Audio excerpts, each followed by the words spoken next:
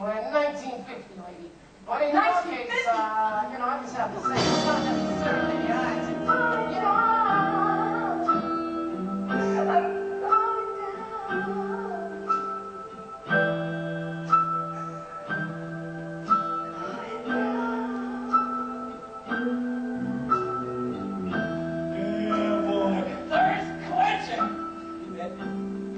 disturbing you?